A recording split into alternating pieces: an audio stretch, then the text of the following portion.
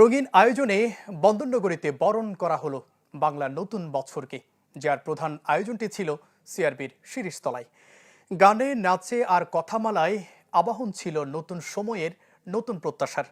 তবে অনাকাঙ্ক্ষিত ঘটনায় এবার ছিল না চট্টগ্রামের সবচেয়ে পুরনো ডিসি হিলের আয়োজন।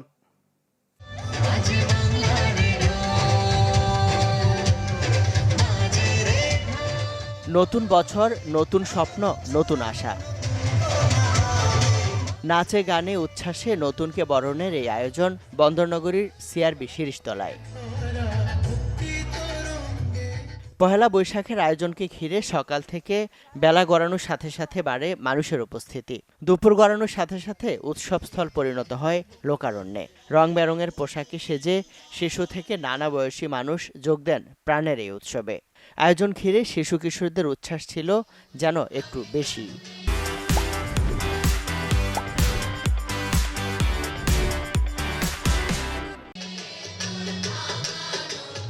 আজকে পহেলা বৈশাখ, আজ এই পুরো দিনটা আমি অনেক মজা করব।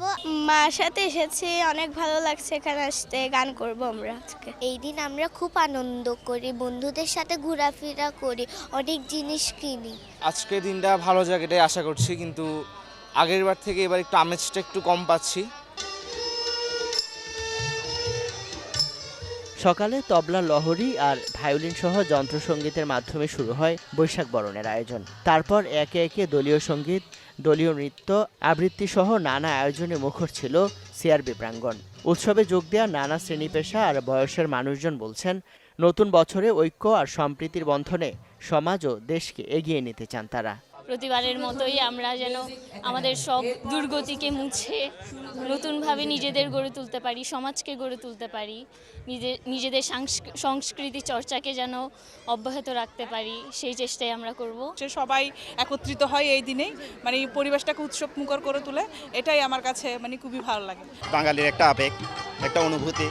প্রতি বছর এই দিনটার জন্য সবাই অপেক্ষা করে, সবাই একসাথে মিলিত হবে। পরবর্তী প্রজন্মের কাছে পৌঁছে দেওয়া এবং ওই ঐতিহ্য ধরে রাখার জন্য অ্যাকচুয়ালি আমার পুরো ফ্যামিলি এবং সবাইকে নিয়ে আমরা বেরোইছি আর কি। এখানে উৎসবের আয়োজক নববর্ষ উদযাপন পরিষদ চট্টগ্রাম। আয়োজকরা বলছেন, বাঙালির আবহমান ইতিহাস, ঐতিহ্য আর সংস্কৃতির মিশেলে উৎসবকে পূর্ণতা দিতে কাজ করছেন তারা। সব মিলে আমরা মনে করি একটা উৎসব মুখর পরিবেশে এবং এবার মুক্ত বাংলাদেশে একটা সুন্দরভাবে আমরা বর্ষকে বরণ করতে যাচ্ছি এবং মানুষের উৎসাহ উদ্দীপনাও আমরা ব্যাপকভাবে দেখতে পাচ্ছি। যদি আমরা গতকালের ঘটনাটা বাদ দিই, মানে ওইটাকে একটা বিচ্ছিন্ন ঘটনা হিসেবে দেখলে, তাহলে আমরা বলবো যে এই অঞ্চলে অন্তত আমরা নিশ্চিত নিরাপত্তা আমরা দেখতে পাচ্ছি। উৎসবকে ঘিরে অনুষ্ঠানস্থলের আশপাশে ছিল খাবারের দোকান সহ নানা ধরনের পণ্যের পসরা। এর বাইরে এবার শিল্পকলা একাডেমি সহ বিভিন্ন স্থানেও ছিল বর্ষবরণের আয়োজন। তবে রোববার রাতে দুর্বৃত্তদের হামলা ভাঙচুরের কারণে এবার শেষ মুহূর্তে বাতিল হয়ে যায় ডিসি হিলের আয়োজন। ইমদাদুল হক, চ্যানেল 24, চট্টগ্রাম।